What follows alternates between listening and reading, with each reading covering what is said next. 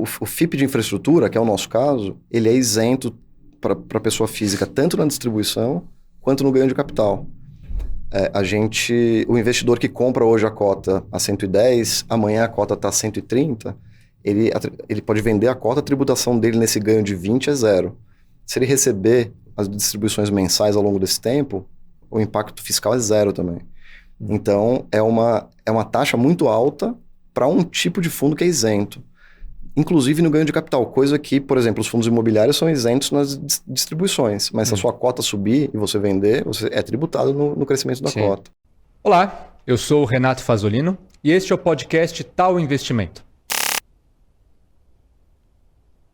A conversa de hoje é com o Ricardo Profeta, um nome de peso. Ele é sócio da BRZ Investimentos. A gente vai mergulhar nas profundezas econômicas do Fundo de Investimento em Participações, FIP, BRZ Infraportos, código BRZ P11. E vamos atracar no porto de Itapoá, o seu principal ativo, lá em Santa Catarina.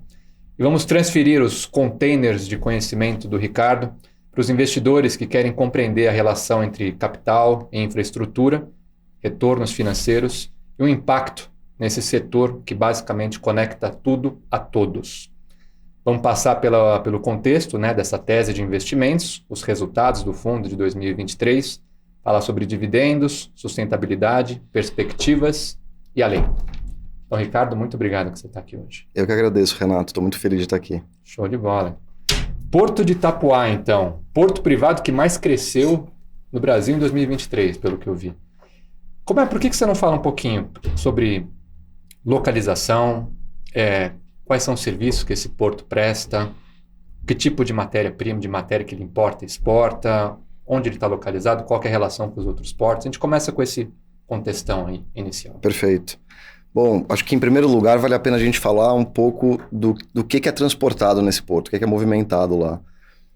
Os portos, a gente pode classificar os portos de acordo com o tipo de carga que eles têm. Esse é um jeito clássico de se diferenciar porto, porque para cada tipo de carga você tem um tipo de cliente, um tipo de provedor de serviço, os equipamentos são diferentes, etc. Em Itapoá, a gente movimenta exclusivamente containers. Containers, aquelas caixinhas que todo mundo está acostumado a ver aqui no Brasil em cima de caminhões, fora do Brasil eventualmente em trens, mas especialmente em cima de navios. O que é movimentado dentro dos containers? Basicamente cargas industrializadas. Então, bens que vão ser consumidos no local de destino ou que vão ser exportados do local de origem.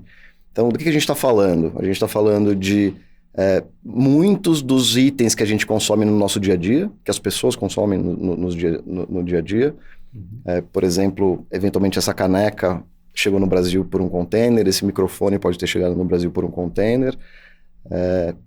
Eu já ouvi a comparação de que o impacto que a criação do container teve nas nossas vidas de hoje é semelhante ao impacto da criação da internet. O container foi criado na década de 50 do século passado, e de lá para cá ele foi sendo amplamente usado no mundo, nas cadeias logísticas. Isso permitiu um crescimento muito grande das trocas de mercadorias industrializadas. Você imagina como é que seria transportar essa caneca, vamos supor que ela tenha sido feita na China, como é que seria transportar isso da China para o Brasil se não existisse um padrão de transporte? E hoje em dia você coloca... Que é o TEU, né? O TEU é uma medida de utilização, é a unidade de medida dos containers. Por que é TEU? Porque o TEU é de 20 Equivalent Unit. Okay. Significa, por que 20? Porque são 20 pés o container menor e são 40 pés o container maior. Então, o container maior tem dois teus. O container menor tem um teu. 20 pés é o quê? Uns 7 metros, mais ou menos. 20 pés, um pouco mais de 7 metros, né? E a gente pode pensar no teu como uma vaga de estacionamento no pátio do armazém ou de um porto. Então, o container grande ocupa 2 vagas, o container pequeno ocupa 1 vaga. A unidade de medida é essa. Mas o fato é que os equipamentos todos, seja do momento em que uma mercadoria é produzida até o transporte ferroviário, hidroviário, rodoviário, depois o transporte de longas distâncias em navios, por exemplo, até o destino, onde vai existir uma nova cadeia logística de transporte rodoviário, aquaviário, ferroviário, até chegar no consumidor final, num supermercado, numa loja, num armazém. Isso tudo foi padronizado de tal forma que hoje o transporte de mercadorias ficou muito facilitado. A segurança ficou muito maior, enfim, ficou muito mais fácil, muito mais barato de transportar E curioso, itens. porque isso não tem, como você falou, está padronizado. Porque normalmente você pega, no Brasil a gente mede em metros, nos Estados Unidos é em pés ou em inches, os escambau aí. Mas não, o teu, ele é assim, no Brasil é teu, na Índia, na Índia é teu, na China é um container, é tudo igual. É o mesmo container, inclusive. Os containers, eles circulam o mundo. Eventualmente, o container que está circulando no Brasil, ele estava em algum momento na Ásia, em outro momento na Europa. Os containers circulam, são os mesmos containers. Então, o que a gente faz é movimentação de carga industrializada. Onde que a gente está localizado? Onde o Porto Itapoá está localizado? Ele está em Santa Catarina. Ele está numa baía no norte de Santa Catarina, chamada Baía da Babitonga. Essa baía, ela tem 3 características importantes que eu acho bom de mencionar. Ela é onde fica o Porto Itapoá, que é um dos principais portos do Brasil hoje em dia. No fundo da baía está o município de Joinville, que é o maior município do estado de Santa Catarina, em termos econômicos. E do outro lado da baía está o município de São Francisco do Sul, que além de ser um município histórico, uma das primeiras cidades criadas no Brasil, também tem também um complexo portuário importante, mas para exportação de, especialmente, itens agrícolas. Importação e exportação de granéis agrícolas. Soja, farelo de soja, fertilizantes, etc. Esses são 3 pontos marcantes dessa baía. E por que essa localização é boa? E eu já estou afirmando que ela é boa. Porque um porto de container movimenta carga industrializada. Quem que é o mercado consumidor de carga industrializada? São as pessoas, ou seja, as cidades, e são as empresas que vão consumir matérias-primas industrializadas. Perfeito. E quem exporta através de um porto de container são as indústrias, basicamente. E a região onde a gente está é uma região com muitas cidades importantes e com muita indústria. Então, é uma região muito pujante do ponto de vista econômico. O PIB per capita lá deve ser maior que a média. O PIB per capita é maior que a média, a produção industrial é maior que a média, o crescimento tem sido maior do que a média. Então, o Cluster Sul, que é o conjunto de portos que está ali naquela micro-região, que é composto por 4 portos. O porto de Paranaguá, no estado do Paraná, depois Itapoá, Itajaí e Navegantes. Esses 4 portos constituem um cluster, um conjunto, um grupamento de portos. Esse é o grupamento que mais cresce no Brasil. Tá. Justamente por essas características todas. E esse agrupamento, esse relacionamento entre os 4 portos, eu imagino que o que distingue ali que tipo de carga cada porto recebe e envia, ou é pelo tamanho, ou como é que define se vai para Navegantes e não para Itapoá, ou se vai para Itajaí e não para Navegantes? Olha, essa pergunta é muito boa. Existem algumas características que fazem os portos receberem determinados clientes ou determinadas cargas. Então, uma dessas características é a eficiência do porto, são as características geográficas do porto, a qualidade do acesso terrestre para aquele porto, a viabilidade ou a disponibilidade daquele porto ao longo do ano. Eu já explico isso tudo. Então, você ter um porto que tem um bom acesso terrestre, um porto que tem um bom acesso marítimo, um porto que não sofre muito com as intempéries climáticas, que tem acontecido cada vez mais e de maneira um pouco mais grave por conta das mudanças climáticas que a gente tem visto. Na região sul isso tem acontecido com bastante frequência. Então, esses são fatores de qualidade do serviço, de disponibilidade, que podem fazer um cliente optar por um porto e não por outro. Certo. Outra característica que pode fazer um cliente optar por um e não por outro são as linhas que cada um tem. Então, eventualmente, um porto tem uma linha que leva para uma determinada região e o outro porto não tem. Eu quero fazer uma exportação para o país A e não para o país B. eu posso optar por uma linha. Isso, no nosso cluster, faz pouca diferença, porque os portos ali do cluster, os 4 portos, eles atendem todas as regiões do mundo. Mas pode ser um item que faça diferença. Outro item é preço. Existe disputa de preço e existe disputa de qualidade de serviço. O cliente pode ser melhor atendido em um e não no outro. O cliente pode ter um relacionamento melhor com um porto e não com o outro. Pode ter condições comerciais e serviços complementares e distintos. Eu estou contando tudo isso para deixar claro que o serviço em si é muito parecido. Pegar o container, tirar do navio, colocar no solo, tirar do solo, colocar no navio e, enfim, e cuidar daquele container ao longo do período, curto período que a carga fica que o container fica no solo, ele em essência é muito semelhante. Mas todo o serviço que está por trás, ele é diferente. Entendi. Que era o que a gente estava falando um pouco mais cedo, né? São basicamente esses 2 serviços. É o tirar e pôr do navio e o armazenamento. Isso, Tapoá, Santos, Xangai, teoricamente o porto basicamente faz isso. Tira e põe e armazena. Sim. E tem toda a questão do desembaraço, que eu imagino que está ligado ao tempo que vai ficar no pátio ali. Exato. Assim, fazendo uma grande simplificação, né, o porto ele oferece 2 grupos de serviço, né, que é tirar e colocar no navio e manter e cuidar daquela carga enquanto ela está em solo. Eu estou fazendo uma grande simplificação porque tem muita coisa por trás disso, né? São muitos serviços complementares, etc. Mas, de uma forma geral, é isso. Mas, por exemplo, o porto ele pode conseguir tirar ou esvaziar um navio mais rápido do que um outro porto. As companhias de navegação, o principal ativo delas são os navios, são caríssimos.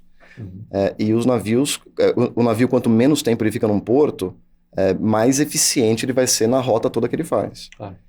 Então, se eu consigo esvaziar o teu navio e prestar aquele serviço para você mais rápido, eu vou provavelmente ter a preferência de receber o teu navio em relação a um porto que vai demorar 50% a mais, o dobro do tempo que eu tô oferecendo. Idem para o serviço de pátio. Se eu consigo disponibilizar a mercadoria mais rápido, ou se eu te dou serviços complementares, por exemplo, eu posso abrir o seu container e desmembrar as cargas dentro da área alfandegada sem que você precise, por exemplo, nacionalizar, consequentemente pagar todos os impostos de uma vez só do container, e posso fazer isso aos poucos. Esse é um serviço que vai fazer o cliente, o importador, optar por um porto e não por outro. E aí, acho que tem um ponto que é importante de destacar. Os portos, eles têm 2 grupos de clientes que são distintos. Um grupo de clientes são as companhias de navegação, um outro grupo de clientes são os importadores e exportadores. As companhias de navegação, elas vão escalar o seu porto, elas vão fazer uma parada no seu porto para deixar carga e para receber carga. Os importadores e exportadores vão colocar a carga para ser levada por uma determinada companhia de navegação que pare ali no teu terminal. Muito semelhante ao que acontece no aeroporto. Se você quiser viajar para um destino, digamos, a Europa, por um aeroporto que não faz voos para a Europa, por exemplo, aqui em São Paulo, o aeroporto de Congonhas, você não vai para Congonhas. Certo. Você precisa ir para um aeroporto que receba ou que tenha aqueles aviões que voem para lá. É a mesma coisa. Então, dentre os aeroportos que têm voos disponíveis para a Europa, eu posso escolher o que eu quiser, de acordo com a companhia aérea, com o preço, com a proximidade da minha casa, enfim, com qualquer fator que eu escolha. E os importadores e exportadores, por outro lado, eles também vão ter a quantidade de serviços acessórios que vão ser prestados para ele. Então, o que eu falei, por exemplo, de desmembrar as cargas, ou eu oferecer uma logística porta a porta, eu vou cuidar de também a perna logística que está fora do porto em si. Para o destino final. Destino final, seja uma fábrica, um armazém, etc. Então, para esse cliente, essas características todas são importantes. O preço, obviamente, é importante. Para a companhia de navegação, agilidade, eficiência, disponibilidade, para que os navios rodem da melhor forma possível e você não fique atrasando nos terminais pelo mundo, por exemplo, quando a gente está falando de navegação internacional. Entendi. E recentemente vocês fizeram um investimento, parece que concluíram agora, né? Uma expansão que aumentou em praticamente 50% Sim. a capacidade do porto. Agora, Exato. vocês movimentaram 1 milhão de TEUs no ano passado, não foi um negócio A gente assim? movimentou quase 1.100.000 TEUs no ano passado.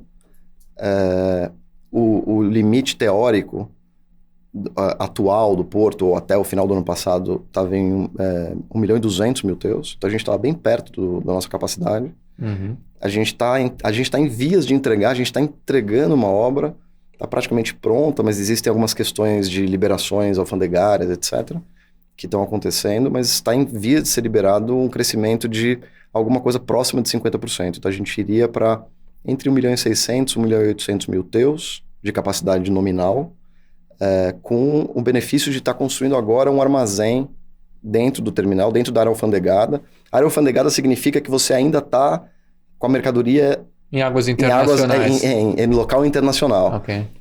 Então você ainda não precisou não tem pagar free shop lá, não tem free shop. mas existem todos os controles de uma área alfandegada existem no porto. Tá. E você não paga os impostos de importação até que a mercadoria saia de fato do porto. Então a gente está conseguindo agora prestar um serviço que a gente não podia até então, mas que vai ter um benefício muito grande para os clientes todos. Então tem esse crescimento que está acontecendo agora, é um crescimento importante para o Porto Itapoá, para toda a região que está sob influência do porto, para o Brasil, é um investimento impactante.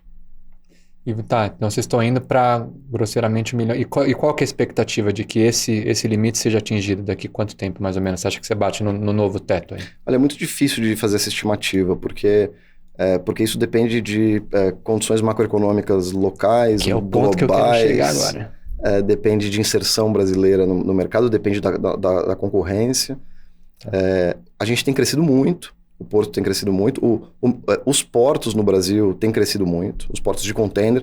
Sempre que eu falar de porto hoje, eu vou falar de portos de container, né? Como eu fiz aquela diferenciação no começo. Uhum. Então, os portos de container, a movimentação de container no Brasil tem crescido muito. A gente está com uma situação em que alguns dos nossos competidores regionais, porque a competição em portos de container acontece dentro do cluster, dentro do grupamento. Uhum. Dificilmente, a competição entre, por exemplo, o Cluster Sul e o Cluster Santos, que é o maior cluster, o Complexo Portuário de Santos, é o maior cluster do Brasil, ela é pequena. Ela existe, mas ela é muito pequena. A competição entre os 4 terminais da região é muito acirrada. A gente tem 2 terminais que estão passando por um momento de... um deles por uma transição da concessão, o outro deles por obras de renovação e melhorias que estão limitando provisoriamente a capacidade. Então é possível que a gente muito rapidamente atinja esse valor, o valor atual.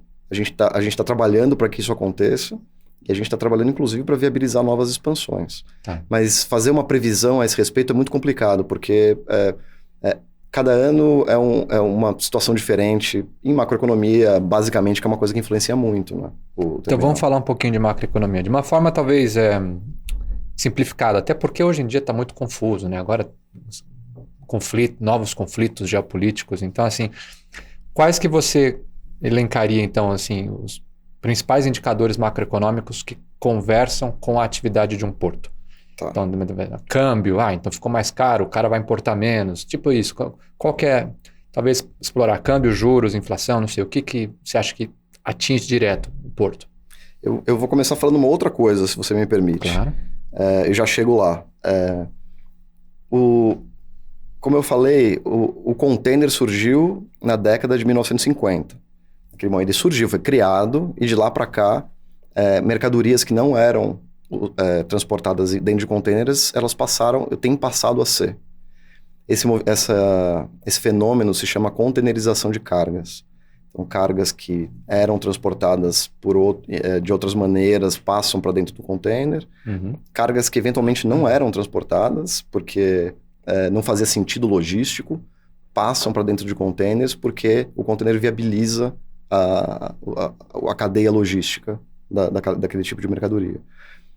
Esse fenômeno já foi mais forte, mas ele ainda existe, e ele é uma das grandes justificativas para a gente ter o crescimento da movimentação de containers. Eu vou falar do Brasil, mas funciona para o mundo também. o crescimento da movimentação de containers ser maior, significativamente maior do que, por exemplo, o crescimento do PIB. Então, eu vou pegar um número fácil. Se a gente pegar a década de 2010 a 2020, a gente teve um crescimento de PIB pífio. A gente teve 2016, que foi um crescimento, que foi um decréscimo muito significativo, por exemplo. Sim. Então, dificilmente essa década a gente teve mais de 1% de crescimento de PIB ano após ano, né, anual. Tá. O crescimento de movimentação de containers nesse período foi de quase 6% ao ano acumulado, todo ano. Obviamente teve ano que cresceu mais, ano que cresceu menos, mas se você pegar a média dos anos, foi 6%, quase 6% de crescimento, 5,6%. Então, existe esse descolamento. Okay. Então, é uma primeira característica do mundo do container, é que a gente ainda vive um momento em que o container cresce independentemente dos aspectos macroeconômicos, ou menos dependentemente dos aspectos macroeconômicos. Esse é o ponto número 1. Ele é completamente independente? Óbvio que não. Então, a sua pergunta é super pertinente. O que faz o crescimento ser maior ou menor? São, assim, simplificando, basicamente duas coisas. É o crescimento do mundo, do Brasil no Brasil, ou do resto do mundo. Do Brasil, se a gente for pensar na importação, do resto do mundo, se a gente for pensar nas importações, a partir do ponto de vista dos portos brasileiros, e a inserção no comércio internacional que o Brasil tem. A gente pode pensar até na abertura comercial global de uma forma geral e na inserção que o Brasil tem no comércio internacional. O Brasil é um país muito fechado em termos comerciais, então dificilmente a gente consegue imaginar o Brasil se fechando mais. É muito mais plausível imaginar um cenário de Brasil aumentando a sua inserção comercial. Sim. Por outro lado, a gente está vendo o mundo no momento de guerras comerciais e saindo de um mundo sem polarizações, com os Estados Unidos sendo uma potência dominante, passando por um momento em que a gente tem multipolarização. Isso tem causado guerras comerciais que eventualmente vão diminuir a abertura comercial do mundo. Então, acho que são dois vetores que são importantes. E se a gente for pensar especificamente na parte macroeconômica, quando a gente pensa nas importações, o que mais faz diferença é o crescimento de PIB brasileiro. O que faz diferença no PIB brasileiro?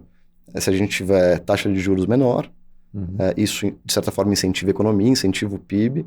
Se a gente tiver um câmbio mais barato, né, o dólar custando menos. Sim. Porque fica mais barato para a gente comprar mercadorias para importação. Sim. Se a gente pensa do ponto de vista da exportação, o crescimento do mundo, então a gente tem que pensar no PIB global, ou pelo menos no PIB das regiões que são as maiores destinos das mercadorias, dos itens brasileiros industrializados. E aí o câmbio está na contramão. Quanto mais caro for o dólar, né, quanto mais desvalorizada a moeda, melhor. Então, tem um sistema de peso e contrapeso aqui que, de certa forma, o câmbio tende a ter menos impacto do que crescimento de PIB. Então, tentando responder sua pergunta, depois dessa volta toda, o item macroeconômico que mais faz diferença é crescimento de PIB. Regional, brasileiro e global. Sem desconsiderar inserção do Brasil no mercado global e abertura e o comércio global de uma forma geral, e sem esquecer que a gente tem ainda o efeito da containerização de cargas que amortece todos esses itens. Ele amortece no momento de queda, né? E amplifica no momento de crescimento. Por isso que os portos de container crescem tanto, e enfim. Assim, né? Eu não tenho capacidade de fazer uma análise geopolítica profunda aqui, mas assim, o Brasil está no BRICS. E tem a nova rota da seda. E o Brasil cada vez mais próximo da China a título de comércio, principalmente de comércio de produtos industrializados. Tá, a gente exporta como mais commodity, mas a gente importa muito, que eu imagino que isso vá conversar com o Porto de Itapoá, é produto industrializado, né? Sim. Que deve chegar cada vez mais. Sim. Mas eu entendi, ficou bem claro a questão de câmbio e etc. Então, falando de mundo, né? Um dos sócios do Porto é a Maersk, Sim. a antiga Hamburg Süd, né? Eu acho que ter um parceiro dessa magnitude, né? Eu não sei em termos navais qual que seria o termo que mede a envergadura de um navio. Eu queria fazer uma analogia aqui. Um nome dessa envergadura, como um sócio do Porto, isso deve colaborar muito também para essa questão da competitividade que você mencionou com os outros portos. Ou não sei se tem alguma relação? Ou... Tem muita relação. O Porto, originalmente, o Porto começou a funcionar, assim, a primeira movimentação foi em 2011. A gente pode dizer que o Porto começou a operar em 2011. Naquele momento, até 2018, o sócio do Porto era a Hamburg Süd, como você disse, que é uma companhia de navegação que no Brasil é muitíssimo importante, era muitíssimo importante. No mundo, ela era um pouco menor, apesar de ser uma das grandes companhias do mundo, ela era uma empresa menos importante do que no Brasil. Então a gente tinha um parceiro de muito peso aqui no Brasil. E essa companhia foi comprada globalmente pela Maersk, que é uma empresa dinamarquesa, de capital aberto, mas com sede na Dinamarca. E a Maersk é a maior empresa de navegação do mundo. Em containers. Existem duas empresas que são que disputam o primeiro lugar. É a Maersk e a MSC. Essas duas empresas têm por volta de 20% do market share global de movimentação marítima de containers. Okay. São duas empresas que somadas estão quase na metade de todo o container movimentado no mundo. É muita coisa. São players muito grandes. É claro que ter proximidade com um player desse, que está dentro do quadro societário, a gente tem proximidade para poder debater assuntos, uma proximidade maior do que a gente teria se não tivesse essa situação. É claro que isso ajuda muito. No entanto, o Porto ele precisa ser, por si só, eficiente, bom prestador de serviço, eficiente operacionalmente, rápido, disponível, etc. Então, é um item que ajuda, mas ele não basta, porque se o Porto não for eficiente, por exemplo, a Maersk não vai jogar dinheiro fora parando o navio dela no terminal. E outra, como eu disse para você, a gente tem 2 clientes. Não adianta ter um navio parando lá e a carga não chegando, porque o Porto não tem um preço competitivo, não tem uma qualidade de serviço competitiva, etc. Então, o que a gente faz é operar de forma absolutamente independente, tentando ser o melhor porto possível, tentando ser o melhor porto brasileiro, e de forma independente. Mas a proximidade é claro que ajuda. Não, isso se materializa nos números. Acho que agora que a gente fez uma belíssima, te agradeço por isso, uma belíssima contextualização, entrar nos números de 2023. Por exemplo, receita. 650 milhões de reais, aumentou quase 20% em relação a 22. O que você nota aí o que aconteceu em 2023 para essa expansão? Que inclusive conversa com aumento de margem, né? EBITDA bateu 66% quase, contra 58% em 2022. Tudo isso eu entendo que são eficiência operacional e deve ter também estratégia de negócio, mas assim, fala um pouco dos números então. Claro. Bom, o Porto tem crescido num ritmo bastante acelerado desde do lançamento do fundo, que foi 2020. Então, em 2020 ainda, todos vão se lembrar, foi um ano de pandemia, um ano muito complicado nas nossas vidas pessoais, muito complicado do ponto de vista empresarial, especialmente se a gente lembrar do que aconteceu com as cadeias logísticas globais. Existe um colapso de cadeias logísticas globais porque teve fechamento de portos, de cidades. Foi um momento bastante emblemático e um ótimo teste para muitas indústrias, inclusive para o setor portuário. De lá para cá, a gente continua crescendo de uma forma muito acelerada. Por que isso acontece? Porque a gente tem o desempenho econômico brasileiro, a gente sempre espera mais, mas é um desempenho que tem sido razoável. A gente tem o fenômeno da containerização de cargas, então cargas migrando para container, cada vez mais isso acontece ainda, isso é importante. A gente está numa região que é a região que mais cresce no Brasil, no cluster que mais cresce no Brasil, uma região altamente industrializada, com muito PIB, com muitas cidades relevantes. Um pequeno parênteses, a gente está em Santa Catarina, mas a nossa área de influência, que no jargão portuário é a Interlândia, com H. Interlândia. Mas a Interlândia, a nossa área de influência, ou seja, os nossos clientes potenciais, as cargas potenciais para receber ou para exportar, ela pega um pedaço relevante do estado do São Paulo, um pedaço do estado do Mato Grosso do Sul, o estado todo do Paraná, o estado todo de Santa Catarina e um pedaço relevante do estado do Rio Grande do Sul.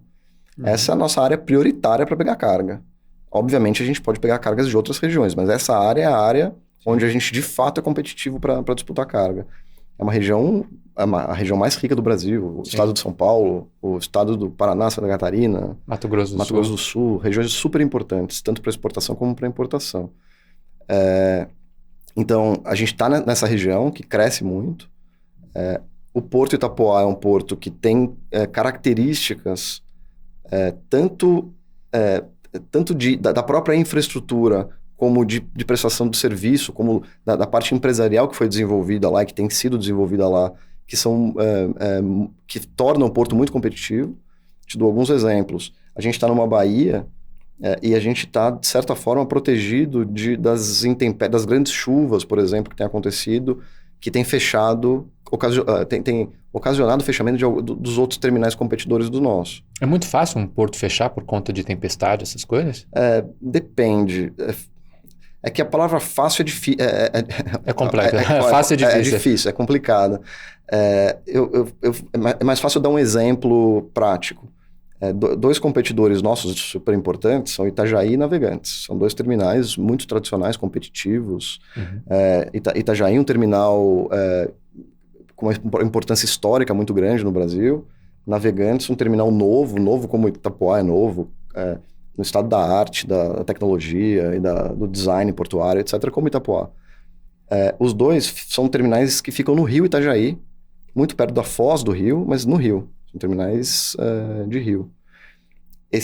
Quando você tem um terminal no rio, você tem algumas coisas que acontecem. Primeiro que você tem assoreamento, porque o rio carrega detritos e sedimentos, etc. Então, você tem um trabalho de dragagem muito mais intenso do que a gente. A gente tem um trabalho muito pequeno de dragagem de manutenção. Dragagem é cavar ali para... tirar sedimento, exatamente, cavar. 16 metros, não é? A nossa profundidade no cais, no pier, é de 16 metros. A gente tem... Para o navio chegar até o pier, existe o canal de acesso. O nosso canal de acesso hoje não tem 16 metros. Eventualmente vai ter no futuro, mas não tem.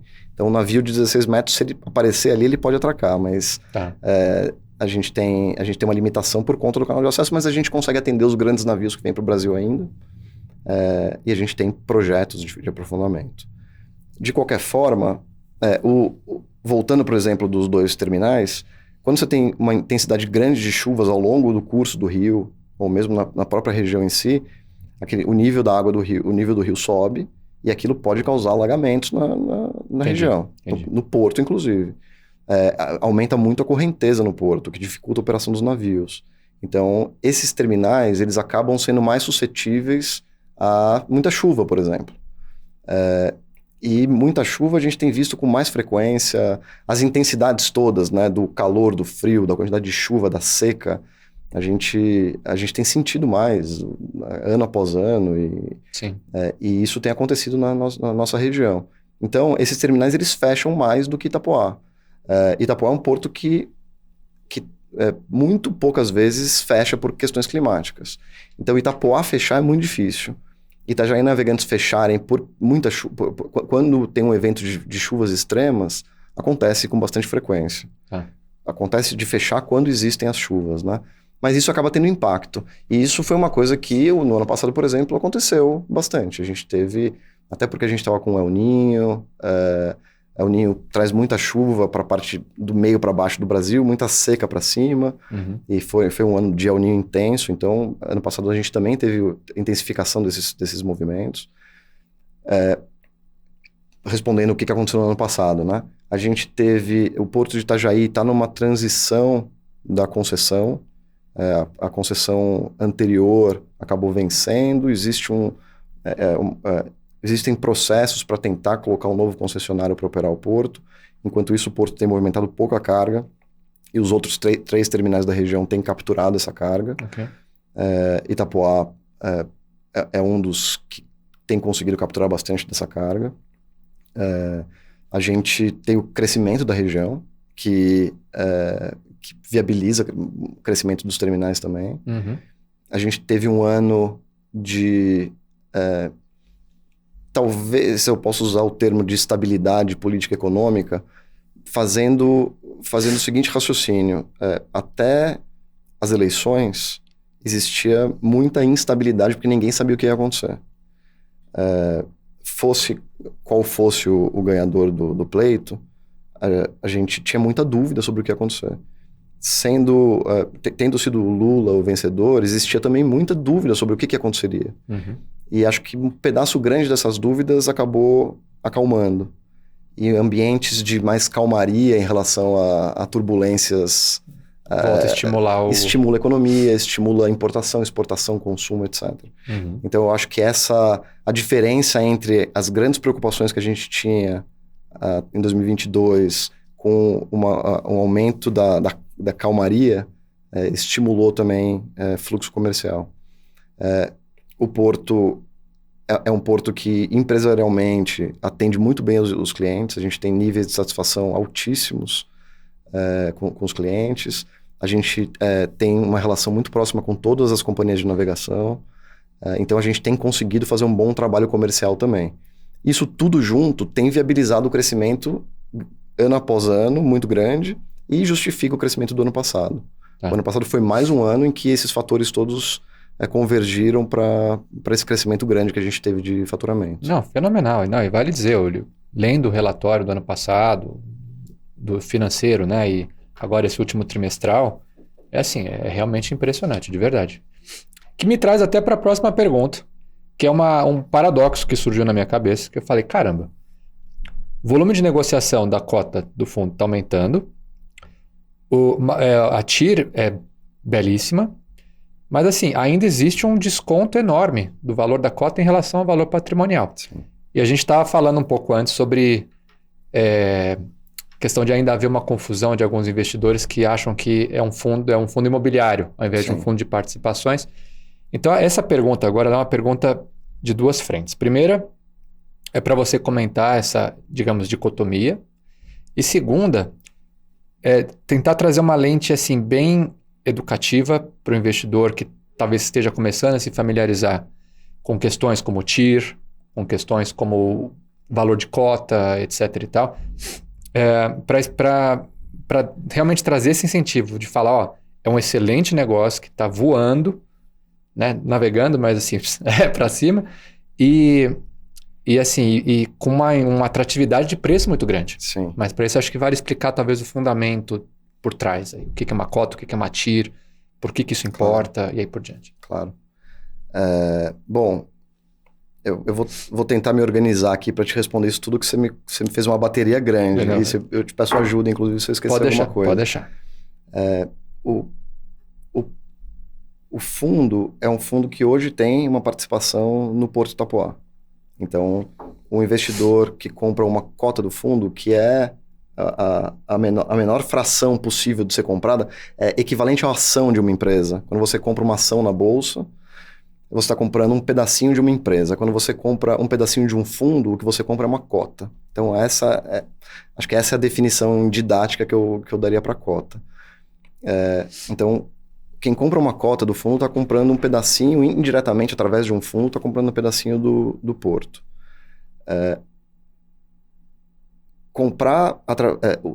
O tipo de fundo que a gente tem aqui é um fundo chamado FIP de infraestrutura. FIP é a sigla de Fundo de Investimento em Participações, que, em linhas gerais, são fundos que compram pedaços de empresas. Então, você está comprando um pedacinho de um fundo que compra um pedaço de uma empresa, que nesse caso é o Porto de Itapoá, e ele é de infraestrutura. Por que ele tem esse subnome infraestrutura? Porque existe um incentivo fiscal para investimentos feitos em infraestrutura, através de FIPs, que tem como objetivo estimular investimentos de pessoas físicas na infraestrutura brasileira. Por quê? Porque a gente tem carência de infraestrutura no Brasil. Acho que todo brasileiro conhece esse assunto. Eu vou entender que todo mundo está familiarizado com isso. Basta ir para um aeroporto, pegar uma estrada. Aqui em São Paulo a gente tem visto a luz acabando o tempo todo, enfim, a gente tá acostumado com a falta de infraestrutura. Então, existe um incentivo fiscal. Por isso que é o FIP de infraestrutura. Essa classe de ativos, ela não é nova, ela existe desde 2007. Mas a gente não... os gestores, né, as empresas que, como a BRZ, são gestoras, prestam serviço de cuidar de fundos de investimento, as gestoras acabavam não tendo muito acesso ao investidor pessoa física. Okay. Porque o FIP é um tipo de fundo que tradicionalmente, no Brasil e no mundo, é um fundo que recebe investimento de mega investidores. Esses investimentos não eram acessíveis para a pessoa física. Acontece que no meio do caminho, entre 2007 e 2020, quando foi lançado o fundo, existiu o surgimento das plataformas de investimento. E aí todo o ecossistema por trás disso. As plataformas em si, a tecnologia em si, os assessores de investimento cresceram muito e se qualificaram muito.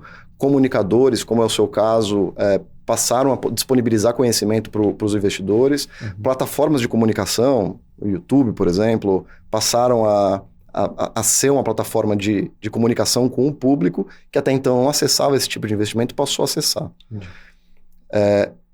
Mas quando a gente fez a abertura do fundo, quando a gente fez quando esse fundo passou a estar disponível na Bolsa, o nosso fundo isso aconteceu na terça-feira pré-carnaval de 2020. O carnaval de 2020, refrescando a memória de quem não se lembra, foi quando a pandemia pegou em cheio os mercados financeiros do mundo inteiro. Então a gente fez a listagem do fundo, o mercado brasileiro fechou no carnaval, quando reabriu, o mercado estava em pânico, a nossa cota abriu no equivalente hoje a R$122, a nossa cota chegou a R$60, foi uma queda muito grande, sem existir nenhuma razão concreta operacional para aquilo. Foi fuga, foi desespero, medo. Uhum. Então a classe de ativos FIPs de infraestrutura, que existia a impressão de que ela seria uma classe de ativos muito desenvolvida a partir daquele momento, ela acabou tendo uma interrupção que foi o começo da pandemia e o gosto amargo que ficou na boca dos investidores naquele momento. Qualquer infraestrutura ou mais questão de porto? Porque vai ter quebra de cadeia logística, assim, qualquer infraestrutura passou por esse pânico aí? Essas quedas aconteceram generalizadamente, mas o BRZP sofreu mais do que os outros. Difícil de saber qual foi o motivo que fez isso acontecer, mas um dos motivos é certamente a proximidade com o carnaval de 2020. Okay. Como a gente abriu e muito rapidamente caiu, muitos investidores acabaram entrando em pânico e aquilo vira um ciclo vicioso, que a cota vai caindo. E é muito difícil de reverter esse processo. Anualmente, a gente contrata uma empresa independente, geralmente uma dessas grandes empresas de consultoria, auditoria, para fazer uma avaliação do terminal, da participação do fundo no terminal, okay. Que é o que determina o valor patrimonial. Então a gente contrata uma empresa, essa empresa tem muito acesso a informações, é uma empresa que tem muito conhecimento no setor, e eles fazem uma avaliação que hoje faz o valor patrimonial da cota, seria o valor teórico trazido por essa empresa, está próximo de R$160. Ou seja, seria o quê? O patrimônio líquido? Não, é o valor de avaliação, é simplesmente o valor de avaliação. Tá. Então, a gente contrata uma grande empresa de consultoria e auditoria, eles pegam todas as informações que eles consideram pertinentes, fazem todas as análises que eles consideram pertinentes, e eles dizem, olha, na nossa opinião, cada cota, o valor justo dessa cota é R$157. É isso que acontece anualmente. Na virada do ano, geralmente, acontece esse evento. Então isso vem a partir de um parecer, não vem necessariamente a partir do balanço do porto, que tem um patrimônio líquido lá. Não, o balanço do porto é um dos fatores que é considerado pela empresa, obviamente, mas não só o balanço, o fluxo de caixa, as demonstrações financeiras, entrevistas, conhecimento setorial, enfim... o valuation do porto. É exatamente o valuation do porto. Tá bom. É feito exatamente o valuation do porto anualmente e é entregue um valor que é o considerado valor patrimonial. Então, quando é visto lá, o valor patrimonial é 157, a cota está negociando a 110, significa uma empresa que teve acesso às informações, que conhece o setor, etc, etc, etc, está dizendo que vale 160. Entendi. O mercado está comprando e vendendo a 110. Então tem um descolamento grande. Uhum. Por que tem esse descolamento grande? Também é difícil de ter certeza, a gente pode conjecturar. Mas existe, por exemplo, uma confusão muito grande, que você muito bem lembrou, entre os FIPs de infraestrutura e os fundos imobiliários. Os FIPs de infraestrutura, e aí existem vários FIPs de infraestrutura, cada um com um tipo de ativo dentro. Então, eu vou me ater a falar do nosso, porque tem especificidades, claro. Se eu for generalizar, acho que vai ficar muito confusa a conversa, mas quando alguém compra uma cota do BRZP, ele está comprando um pedaço de um porto. O porto é uma empresa viva, é uma empresa que tem funcionários, tem receita, tem cliente, tem espaço físico, ela tem receita, tem custo, tem lucro. Esse lucro pode ser distribuído para o investidor, pode ser usado para reinvestimentos, para, por exemplo, expansão. Uhum. Essa empresa toma dívida, paga dívida, enfim, é uma empresa com uma vida. Quando você fala de um fundo imobiliário, eu também, obviamente, tenho que generalizar aqui, porque existem vários tipos de fundo imobiliário, mas se a gente pegar um fundo imobiliário, por exemplo, que tenha uma laje comercial, esse fundo, ele tem a laje comercial, essa laje comercial é alugada, o valor do aluguel é recebido pelo fundo, Sim. paga as despesas do fundo e é transferido para o investidor. É uma lógica de securitização. É uma lógica de securitização nesse caso nesse exemplo que eu estou dando. Perfeito. Então, muito dificilmente esse fundo vai crescer, o dinheiro do aluguel muito dificilmente vai ser usado para comprar outra laje comercial, enfim. Ele captura menos o efeito de crescimento da empresa, no caso. Justamente. Então, você está comprando uma coisa estática. Nesse exemplo, que fique bem claro, nem todos os fundos imobiliários são assim, mas nesse exemplo você está comprando um fluxo provavelmente estático, com variações de acordo com a inflação, o mercado pode melhorar ou piorar, o inquilino pode sair daquela laje, você pode conseguir um melhor ou um pior, enfim. Mas dificilmente você vai ter muito crescimento dali. Quando você faz um investimento no BRZP11, você está comprando um porto que, por exemplo, está entregando agora, como a gente falou no começo, uma obra que fez o porto crescer aproximadamente 50% na capacidade nominal. E que já está perto, já não está tão distante. Já não está tão distante. Da nova capacidade. Então, é um terminal que um pedaço da geração de dinheiro que ele tem é para fazer crescimento. Sim. Significa que nem todo o dinheiro que existe disponível, ele vai ser necessariamente distribuído para o investidor. Significa que a distribuição potencial que a gente tem hoje, ela é menor do que a distribuição potencial que a gente vai ter daqui 2, 3, 5, 10 anos. Porque tem muito crescimento vindo. Esse crescimento, na hora que você para de crescer, você começa a distribuir muito mais dinheiro para o seu investidor.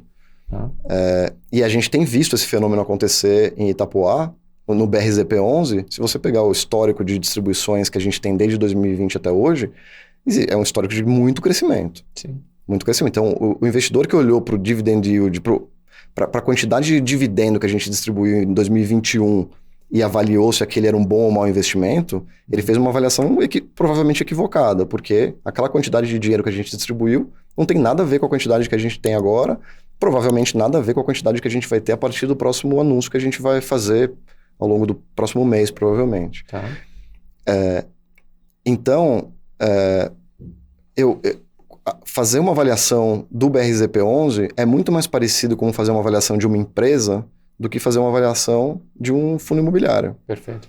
O fato dele ser um BRZP11, que é o mesmo formato do fundo imobiliário listado, de ter um porto, que também parece que é um ativo imobiliário, enfim. Sim. Acho que isso trouxe muito dessa confusão. Qual que é a métrica que eu acho mais razoável para fazer a avaliação de um porto? Além do valuation, e existe o valuation feito, mas além do valuation, é a taxa interna de retorno, a TIR, a famosa TIR. Famosa TIR. O que é a TIR? A TIR é a rentabilidade que o investidor vai ter se ele comprar aquele ativo e se ele ficar com aquele ativo sem vender o ativo. Ok. No conceito que a gente usa nas nossas comunicações, né? Então, suponhamos que você compre agora as cotas no valor aproximadamente de 110, que é o que está agora no mercado. Você vai recebendo distribuições do fundo, essas distribuições segundo as projeções, que não foram feitas por nós, foram feitas por uma empresa independente chamada Legio. Essas projeções, essas distribuições vão crescendo ano após ano, ano após ano. Então, no começo do ano passado, ou até agora, ela está em R$ 5,6 por cota por ano. A gente vai anunciar uma nova política em breve. Vai ter um outro número, e daqui a um ano vamos anunciar de novo, vai ter outro número. E você vai tendo potencialmente um crescimento na distribuição, e a média ponderada desse fluxo inteiro que você vai ter ao longo da vida, ela é a taxa interna de retorno. Que, assim, em linhas gerais, significa que se você... E no nosso caso, no valor atual, ela está em torno de IPCA mais 15 ou 16. Sim. E então... só um ponto rapidinho, só para acho que talvez para exemplificar isso que você falou, essa curva de aceleração de distribuições, né? Porque você vê, eu vi no relatório, nos últimos 12 meses vocês distribuíram 5,20 por cota. Só que desde o IPO, 13. Ou seja, o IPO foi em 2020. Sim. Então, em 4 anos, somou 13,40. E só nos últimos 12 meses, 5. Sim. Ou seja, então quer dizer que essa curva está ramping up. Sim. Faz sentido olhar dessa forma? Faz sentido olhar dessa forma. Tá. A gente sempre anunciou isso, a gente sempre mostrou essas projeções de um crescimento muito acelerado ao longo do tempo. Então, olhar para a distribuição do ano passado ou do próximo ano pode te levar... Olhar só para isso, sim, pode te levar a uma avaliação equivocada do ativo. Para quem entende de porto e consegue fazer um valuation, etc., que é um trabalho super complexo, obviamente eu convido todo mundo a fazer e se dedicar a isso. Mas para quase 100% dos investidores que não vão ter ou conhecimento suficiente ou tempo para fazer isso, eu acho que considerar os materiais todos que a gente disponibiliza, sim, por exemplo, o valor patrimonial, mas o relatório da Legio, que é muito grande, muito complexo, muito profundo, e que mostra as projeções de distribuição ano após ano até, se não me falha a memória, 2050, e pensar nessas distribuições todas ao longo do tempo, isso vai levar o investidor a fazer uma avaliação muito mais bem informada, muito mais educada. A taxa interna de retorno, em linhas gerais, vai ser a Legio projeta quanto que o fundo vai distribuir ano após ano. Sim. Se eu comprar hoje por 110 e for recebendo isso ano após ano, a taxa interna de retorno é X, IPCA mais 15%, que daria mais ou menos 20% ao ano. Sim, sim. Mas no primeiro ano não vai ser 20%, vai ser menos. No segundo ano não vai ser 20%, vai ser menos. No terceiro ano, em algum momento vai ser 20%, e depois vai começar a crescer. Eu gostei da definição que você trouxe, que a taxa interna de retorno é uma forma simples de pensar nela, assim, quanto que você vai ganhar se você segurar o negócio até o fim. Sim. Isso acho que simplifica. Porque quando você faz aqueles cursinhos de matemática financeira lá, que você aprende TIR, contrasta com o VPL e tal. Sim. Mas que então a TIR tem que ser maior que o VPL, ou seja, o fluxo de caixa que é descontado faz o VPL ser 0. Mas por que por que isso é importante, né? Então, guardando, quanto que você vai ter? Pô, IPCA mais 17% quase, é bastante coisa, né, cara? É bastante coisa, dificilmente você vê aplicações financeiras que tenham essa perspectiva e com dois benefícios. O FIP de infraestrutura, que é o nosso caso, ele é isento para a pessoa física, tanto na distribuição quanto no ganho de capital. O investidor que compra hoje a cota a 110, amanhã a cota está a 130, ele pode vender a cota, a tributação dele nesse ganho de 20 é 0. Se ele receber as distribuições mensais ao longo desse tempo, o impacto fiscal é 0 também. Então, é uma taxa muito alta para um tipo de fundo que é isento. Inclusive no ganho de capital, coisa que, por exemplo, os fundos imobiliários são isentos nas distribuições, mas se a sua cota subir e você vender, você é tributado no crescimento da cota. Cara, então... isso é tão pertinente que eu vou pedir um pouquinho mais perto do final, vou pedir para você repetir isso, cara, porque na minha opinião isso é o creme de la creme, cara. Assim, todo esse ganho, essa rentabilidade isento de imposto de renda sobre ganho de capital e dividendos. Perfeito, mas desculpa te interromper, porque isso é realmente muito importante. Não, mas é isso, né? Você passou por todos os pontos, pô. Não precisa nem te lembrar dos pontos. Que bom. Não, show de bola. Mas tem alguma coisa mais que você queria falar? Não, é isso. É basicamente isso. Eu tenho, Renato, E não sou só eu, os outros gestores de FIP de infraestrutura, acho que esse é um problema comum da indústria. É um grupo de gestores que, né, a gente se conversa, as pessoas se conhecem, e esse é um problema que todo mundo observa, essa confusão que é feita entre fundo imobiliário, FIP de infraestrutura, entre dividend yield e TIR. Tá. O dividend yield é o percentual, se você compra, é quanto você recebe mês a mês ou ano a ano, nesse ano agora, e a TIR é como se fosse o dividend yield ao longo de um período muito grande. Tá. Então, se você tem um crescimento, você hoje está tendo um dividend yield baixo, você vai ter um dividend yield muito alto lá para frente. A TIR é a média disso, é a média ponderada.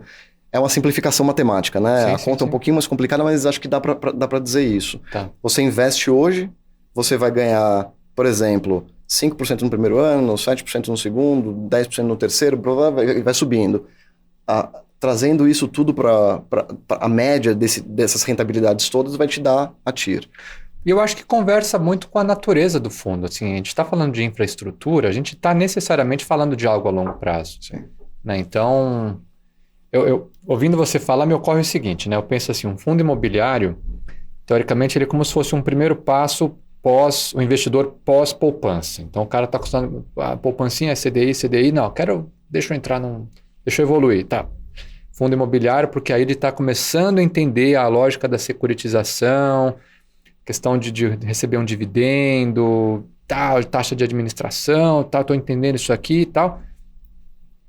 E não quer dizer que o fundo, o FIP, ou um fundo de infraestrutura, tenha que vir depois, ele pode vir junto. Mas me parece que é requerido também do investidor um pouco dessa aproximação com as questões, o que essa empresa faz, onde ela investe. Perfeito. Mas assim, ao mesmo tempo que, teoricamente, isso requer mais análise, para mim, pelo menos para mim, mas ao mesmo tempo tem muito mais potencial. Por quê? Primeiro, é porto, e o Brasil está crescendo, e o Brasil é um mega player do mundo, e a gente tem carência de infraestrutura, e a gente está falando de uma empresa que está com uma gestão super profissional. Então, assim, para mim é muito improvável que isso, assim, não tem como não dar certo, no sentido de potencial econômico, potencial de valorização da cota, né? Eu não posso nem dizer se não tem como não dar certo, porque o futuro é sempre muito incerto, né? Então, né, acho que qualquer investimento traz algum nível de risco. Sim. A gente tem um investimento menos arriscado no Brasil, por exemplo, que é o título público. Mesmo o título público, se o Brasil tiver um momento de insolvência... Então, assim, eu nem entro nessa discussão. Eu concordo com muito do que você falou. Infraestrutura é um tipo de investimento que costuma ser mais estável, de longo prazo, menos arriscado. Quando você compra um pedaço do BRZP11, você está comprando indiretamente um pedaço de um porto. O porto está lá, ele tem as licenças para estar lá, ele opera, tem muito investimento físico que foi feito naquilo. É diferente, por exemplo, de uma empresa de tecnologia, que ela pode eventualmente valer bilhões, ela pode eventualmente desaparecer no dia seguinte. Dia seguinte, modo de dizer, mas enfim, é um tipo de estabilidade muito maior quando você investe em infraestrutura. Infraestrutura, tradicionalmente, é conhecido por ser um tipo de investimento muito estável, muito duradouro, como você disse, de longo prazo. Quando você...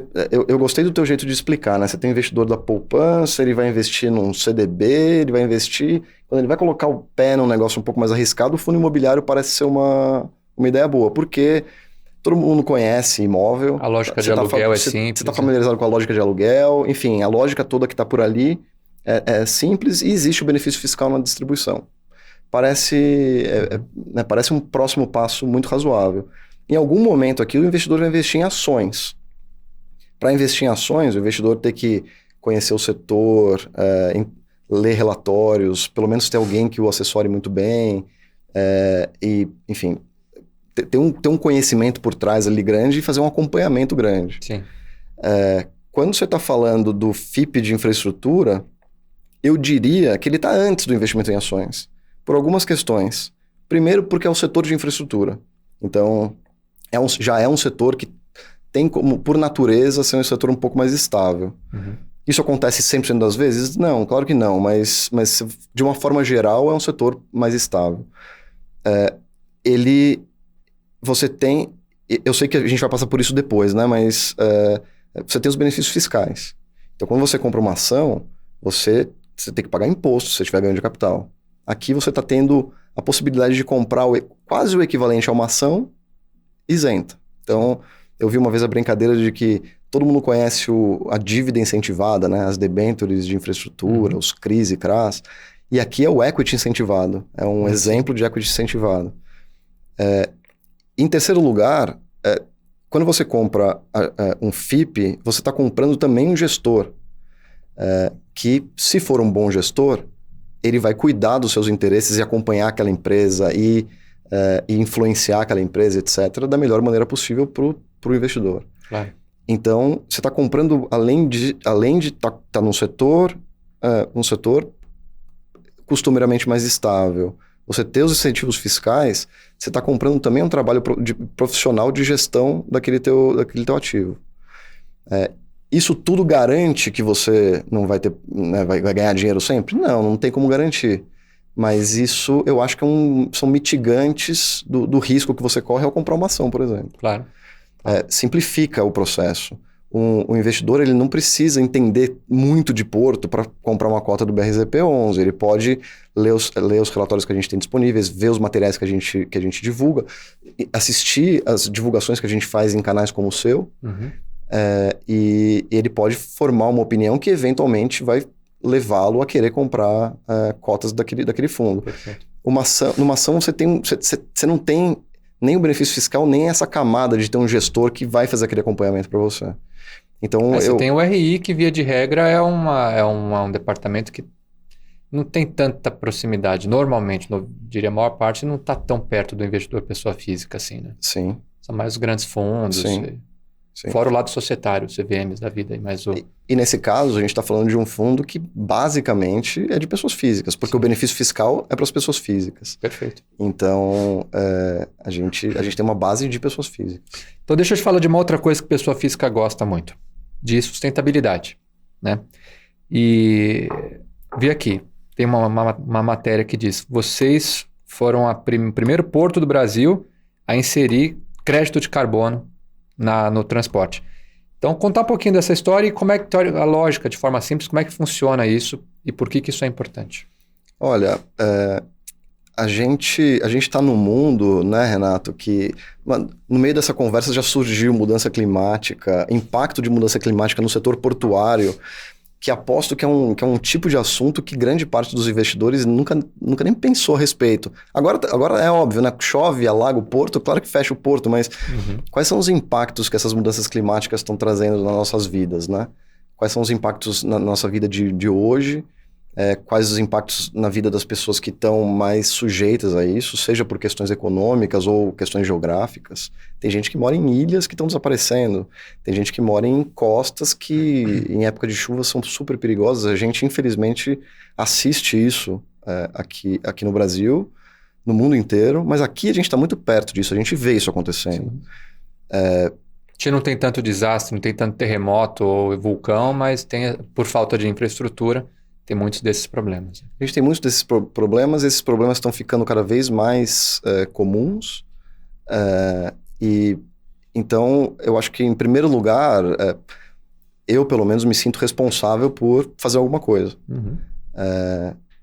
Imagino que muitas pessoas se sintam responsáveis por fazer alguma coisa. E esse assunto entrou na agenda, de fato, do mundo de investimentos, do mundo corporativo, de muita gente, felizmente.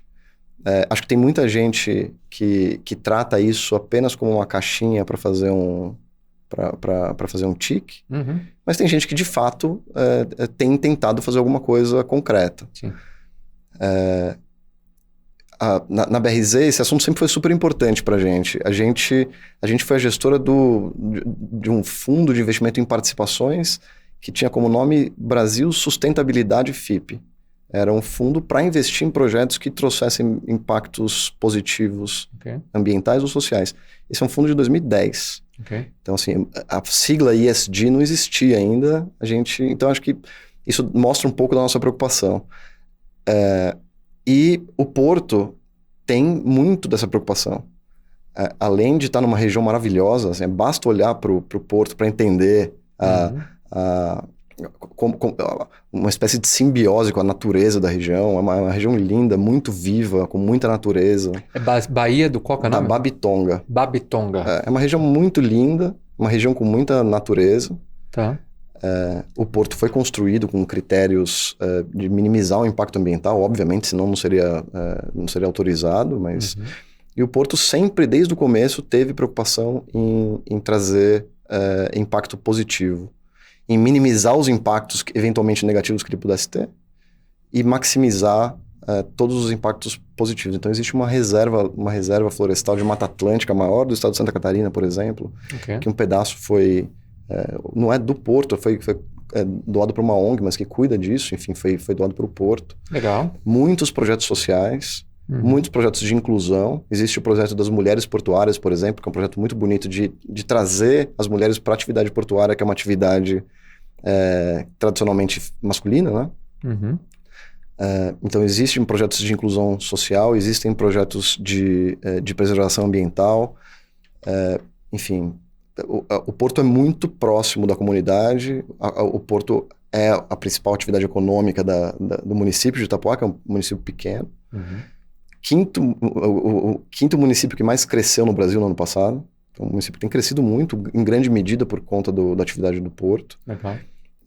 Então, existe, óbvio, uma relação muito grande com a comunidade, com a sociedade de uma forma geral, com o Brasil, com os aspectos naturais do Brasil.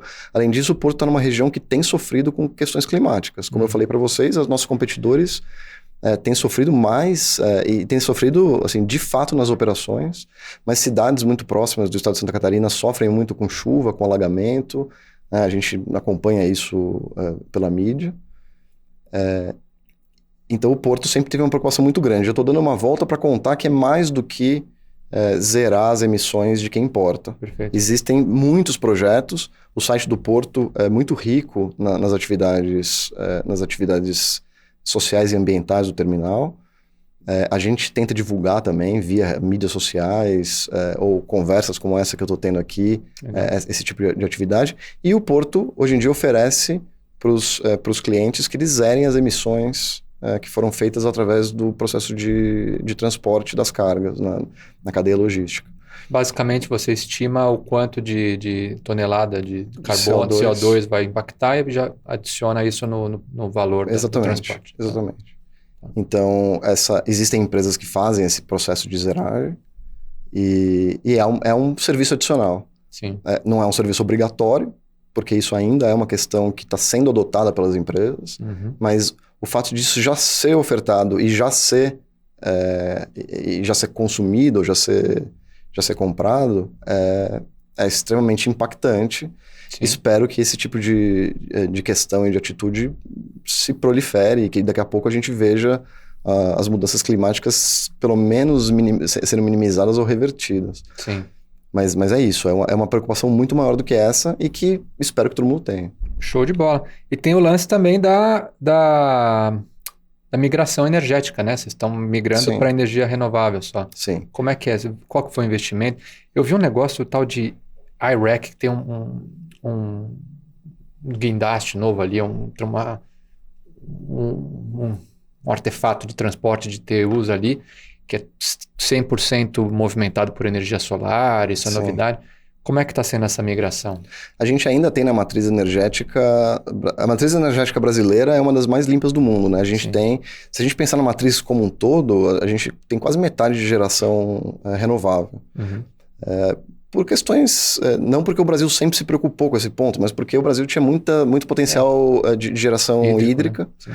Muito potencial de geração eólica, muito potencial de geração solar. E a gente sempre se aproveitou disso, então a gente tem uma matriz muito limpa comparado ao resto do mundo. Mas o Brasil ainda tem geração suja, geração, por exemplo, a gás ou carvão. Isso ainda existe no Brasil e existe uma preocupação do governo em minimizar isso, né? Acho que faz todo sentido, a gente não precisa ter, a gente consegue lidar, pelo menos diminuindo substancialmente isso. E muitas empresas, inclusive o Porto, têm tentado migrar para uma matriz sustentável. O jeito que o mercado elétrico brasileiro, de energia elétrica brasileira é feito, permite que você saiba de onde você está comprando a sua energia. Eu não vou entrar em grandes detalhes nisso porque dá uma outra conversa, mas é possível você saber de onde você está comprando a sua energia. Para clientes, por exemplo, industriais, para grandes clientes. Certo. Para o cliente que não é a pessoa física que está conectado na rede. Na nossa casa, a gente não sabe de onde está vindo aquela energia. Mas um grande cliente, ele pode. Sim.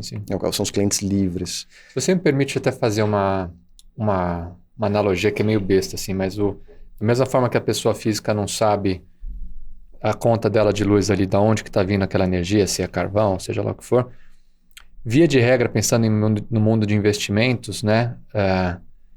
Você vê no teu aplicativo de investimentos lá, aqueles nomes bonitinhos, tem uma plantinha do lado para mostrar isso aqui é um investimento verde e tal.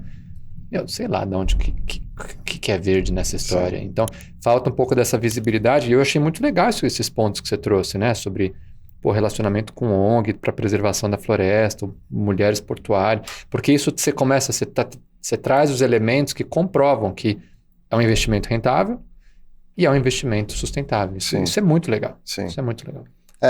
Participar disso me dá muito orgulho, assim. Por tudo, né? É claro que eu acho importante o benefício econômico do projeto e a rentabilidade para o investidor, e enfim, é um ponto central aqui dessa conversa que a gente está tendo, mas é legal saber também que você está contribuindo positivamente para a comunidade, para o meio ambiente, etc. Show. É um tipo de pensamento, de estrutura de pensamento que é de certa forma novo, né, no mundo, então eu acho que abraçar essa mudança, essa transformação é importante para todo mundo.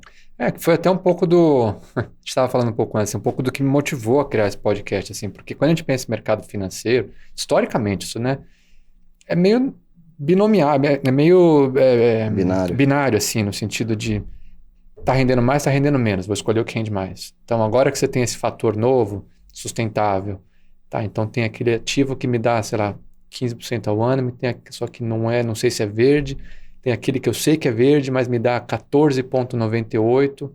A mentalidade histórica, fala, vou pegar o 15 é mais rentável, né? Então, mas você está trazendo o qualitativo para o quantitativo. Essa é uma jornada que eu acho muito bonita. Sim. Né?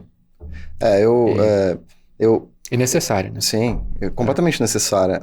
Eu não acho que esse movimento vá ou deva começar pela pessoa física, né? Eu acho que quem está lá olhando para o investimento e...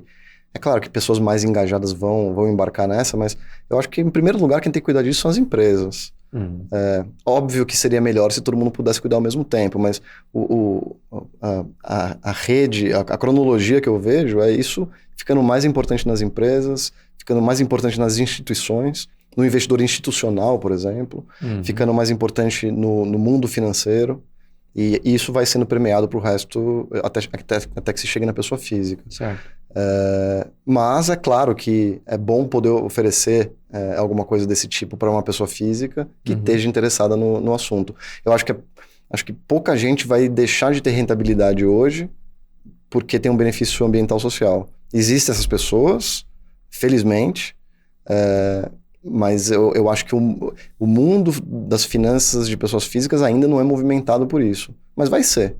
Vai ser. Porque ele é menor do que o institucional. Sim. Mas, assim, ao mesmo tempo, quem está com o dedo na rede social ali Sim. é a pessoa física, né? E se tem uma coisa que a rede social faz, é poder, assim, o reputacional melar o econômico, exatamente, assim, num estalo.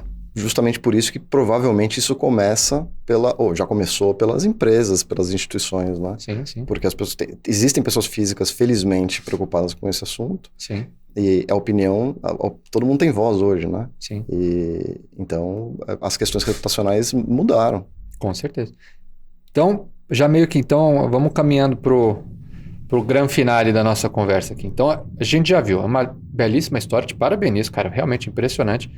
E eu vi lá também que vocês estão com uma expectativa de 2 bi de CAPEX, de investimentos aí para os próximos 10 anos.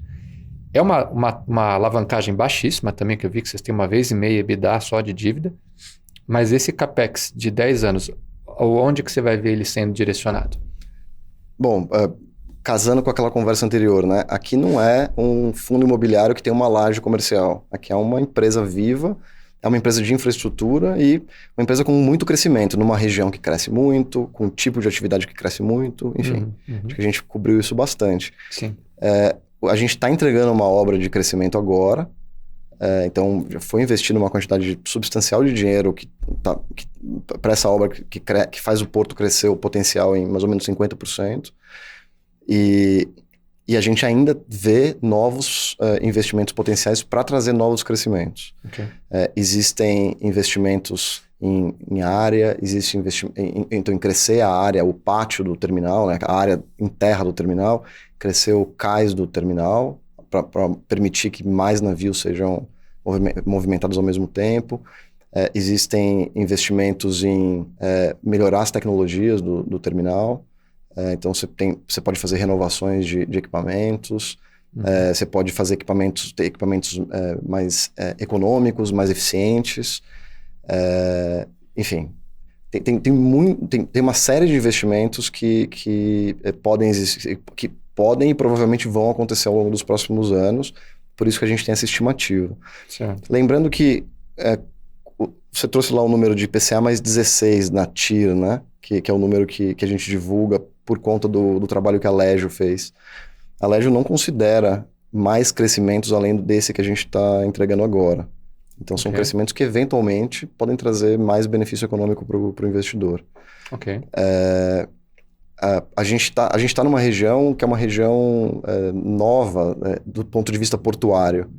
Existem as regiões tradicionais, Santos, por exemplo, tem operação portuária há décadas. Itajaí, Navegantes vizinho, né? Tem uma região também tradicional.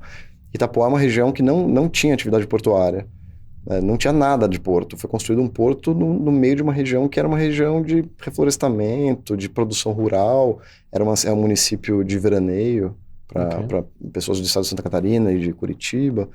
Então é uma região nova, a gente está construindo numa região nova. Isso foi super desafiador no começo, porque você precisa trazer clientes para operar numa região diferente, você precisa desenvolver tudo aquilo, né? Porque não é só o porto, existe o que a gente chama de retroárea, que são todos os prestadores de serviço que estão em volta ali, são armazéns, transportadoras, armazéns frigorificados, enfim, uma infinidade de projetos. Fora que você ter acesso, para chegar na rodovia, como é que faz? Tem que ter uma estradinha ali, imagina. Nesse caso, existia existia um acesso pela frente, que passaria por dentro da cidade, por exemplo. Existe um acesso por trás do porto, que era um acesso que a gente pavimentou, que era um acesso de terra, que quando a gente fez o porto, a gente pavimentou e doou para o poder público. E então hoje a gente não é dono da estrada, mas a gente viabilizou que aquela estrada existisse para poder viabilizar a operação portuária. Perfeito. Então a gente tem a gente tem muita oportunidade de crescimento e a gente tem tentado viabilizar o crescimento. O crescimento de porto você não decide de um ano para o outro, né? O crescimento de porto você tem que olhar para daqui 5, daqui 10 anos. Sim. Porque é tudo muito caro, tudo muito lento.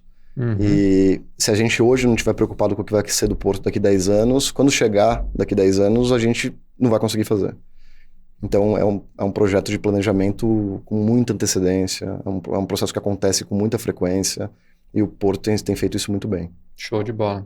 Então, acho que isso nos dá, inclusive, essa perspectiva de longo prazo, nos traz justamente a chance de repetir aquilo que a gente falou agora há pouco sobre o incentivo tributário. Né? Assim, um investidor, ele entra teoricamente com essa perspectiva de longo prazo, e lembrando, o investimento líquido de imposto de renda para ganho de capital, que é quanto valoriza, né? Do momento que eu comprei, a hora que eu vendi, e o dividendo em si. Exato. Isso, cara, é um sonho, né? Esse investimento, esse tipo de fundo, ele fomenta novos investimentos em infraestrutura no Brasil, faz todo sentido, porque o Brasil é muito carente, e ter um canal de comunicação entre o dinheiro da pessoa física e a infraestrutura no Brasil, não só melhora a infraestrutura no Brasil, como melhora eventualmente para o próprio investidor que está fazendo aquele investimento. Sim. Então, acho que é um elo muito importante que foi construído com a legislação lá de 2007. consequentemente, o fundo atendendo alguns pré-requisitos que, obviamente, o nosso fundo atende, os fundos que estão listados atendem todos. O investidor pessoa física é isento para distribuições, todo o dinheiro que pingar na conta dele mensalmente, trimestralmente, anualmente, é isento. E se ele comprar por 100 e vender por 200, esse ganho que ele teve também é isento. Então é o tal do equity incentivado, é a ação incentivada. É diferente, mas eu acho que é muito bom. Tá. Tirando isso, eu também ressaltaria, existe, para os FIPs para o nosso inclusive, existe um gestor profissional tomando conta daquele investimento. Uhum. Eu acho que é um ponto de proteção para o investidor pessoa física. E no caso dos FIPs o IE significa infraestrutura, a gente está falando basicamente de ativos de infraestrutura, que usualmente são ativos de longo prazo, estáveis e que estão menos suscetíveis às turbulências do mercado. Tá. Mas eu também lembro que é um ativo de risco, as pessoas precisam ou elas entenderem ou serem assessoradas por quem entenda, é um ativo que ele deveria fazer parte da diversificação do portfólio das pessoas. Uhum.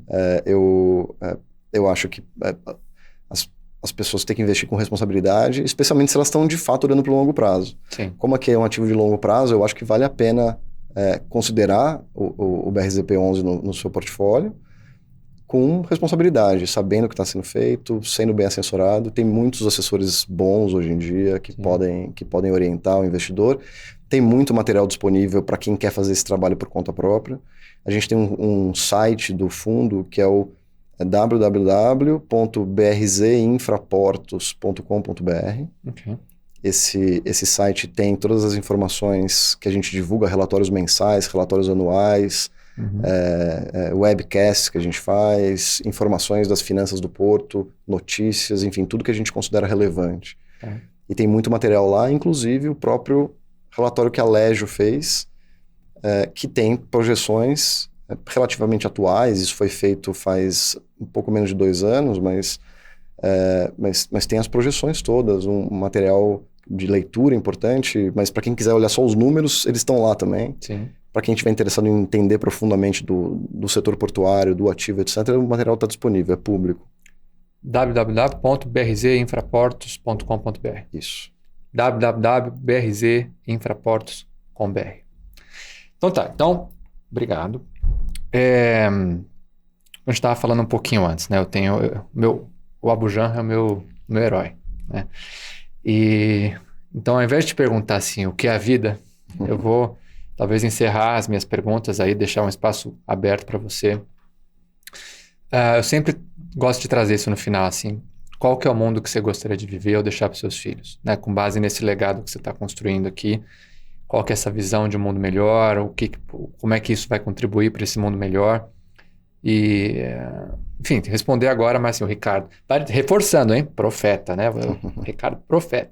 Profetiza aí, então, qual que é a sua leitura desse mundo melhor? Agora uma pergunta talvez um pouco desvinculada desse roteiro, mas Sim. Porque eu fiquei curioso. Porque você, assim, você é um cara claramente muito profissional, fala muito bem, rolou uma empatia legal aqui, assim, então eu como investidor confiaria o meu investimento para você, para o fundo. E isso, assim, realmente é bom ver essa evolução, não só da consciência do investidor sobre consumo, sobre investimento, mas também ver que os gestores também estão, né, nessa virada de chave, porque isso é mais do que necessário, pô. Então, conta aí. Difícil, vou tentar. Obrigado pelos elogios, eu fiquei super feliz de participar aqui, estou ainda, não acabamos, mas obrigado pelo convite. Você está citando o Abu Janra pai. Abu Janra pai, eu vou citar o Abu Janra filho. Ok. Ele tem uma música que diz que o mundo está muito doente, na banda Karnak, que é a banda dele. Sim. E eu concordo, eu acho que a gente está vivendo um momento do mundo que a gente está com o mundo doente, tanto nos aspectos físicos, né, a parte ambiental, como nos aspectos emocionais humanos, pensando na sociedade humana. O mundo que eu gostaria para mim, para minha filha, para todo mundo, é um mundo menos doente nesses 2 aspectos. Eu acho que no aspecto no aspecto físico, a gente pode pensar em atitudes que minimizem os impactos físicos que a gente está colocando no mundo, que a gente está trazendo. A gente está destruindo o nosso mundo, o nosso planeta, e isso é triste de ver. Eu trabalho no mercado financeiro, que é um mercado um pouco afastado do mundo físico e concreto, mas, por outro lado, eu trabalho num tipo de atividade que me coloca muito perto das atividades finais. Eu convivo muito com pessoas, com atividades, eu viajo muito a trabalho, e eu vejo, é triste. Eu acho que é urgente que a gente tome providências. E quando eu penso nos aspectos humanos, eu acho que a gente tem o mesmo lado da moeda. A gente está vivendo a consequência psicológica e humana dos impactos todos que a gente está trazendo para o conjunto do nosso mundo, da nossa sociedade. Está todo mundo doente, está todo mundo com doença mental, tem sido... cada vez mais se discute isso, as pessoas mais medicadas, etc. E eu acho... A ansiedade dos mais jovens. A ansiedade, o que acontece com os mais jovens é muito preocupante, porque a gente está num mundo de muita ansiedade de pessoas que, na minha época, na minha juventude, esse assunto talvez até fosse subdiscutido, mas ele não era, não existia tanto do que eu estou chamando de doença do mundo, citando o Abu Janra Filho. E eu acho que a gente tem que parar e pensar um pouco, porque o que a gente está fazendo com o mundo, o que a gente está fazendo com a gente, não está funcionando, não está dando certo. Eu gostaria que minha filha vivesse num mundo um pouco diferente. Eu não sei se isso vai acontecer. Eu não sou otimista, mas eu vou fazer tudo que eu puder, que é o que está ao meu alcance. Se você me permitir, então, complementar, eu citaria Bauman, né, que ele fala: eu sou pessimista no curto prazo e otimista no longo prazo. Sim. Mas é uma posição muito bonita, humana, que você trouxe. E eu concordo. Eu acho que isso parte por mais, assim, o que são empresas? O que são governos? São um monte de gente aglomeradinha, né? Então, tá na consciência de cada um, no final das contas. Seja uma pessoa física ou pessoa jurídica, né? E é o que você falou, é um despertar, de certa forma, né? Dessa urgência. Eu acho que a arte do negócio está em não cair no catastrofismo de que acabou o mundo, mas também não achar que está tudo lindo, porque não é o caso, né? E são ações como essa, concretas, assim, tipo, você vê, por exemplo, Porto, né? Então, tem toda uma atividade econômica relacionada, mas assim, tem as preocupações de ir além só da mera mitigação, como você falou, não é só o carboninho ali. Então é isso, acho que são exemplos como esse que mostram, que me fazem sentir otimista, de que, pô, sempre tem saída, sempre tem solução, e é isso. Então, eu acho que é isso, eu usaria Bauman nesse caso, assim, curto prazo, mas a longo prazo... Cara, então, minhas perguntas já foram, eu acho que é um dos melhores podcasts que eu já gravei, te agradeço muito por isso, foi riquíssimo. Te deixo para alguma consideração final, se tiver, e é isso aí, vamos para cima. Queria te agradecer muito pela conversa toda. Espero que eu tenha trazido um pouco de luz em relação a esse assunto que a gente debateu, a todos os assuntos, né? A gente falou de muita coisa. Foi uma das conversas mais legais que eu já tive também. E queria te parabenizar pelo trabalho que você faz e te agradecer muito. E agradecer a todo mundo que tá assistindo. Show de bola. Não, valeu. Então tá bom. Então, valeu de novo. E para você que está assistindo, até o próximo episódio.